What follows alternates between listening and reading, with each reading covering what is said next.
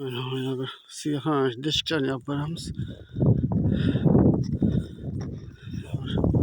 600 Allah yaklaştık. Başlar yetti. Bu sabah da elime çepti öyle. Bolar mı? 100 dolardan bindi. Önceden böyle kartı otuşuk. Böyle bu firma ve yavaş bezelce yaşayan ot, mal bakaykeller, ben orman. Şurada alatıryanlar. Dino beçiler işlerden yoğun ortamda pileremede işleyen şöyle beçiler.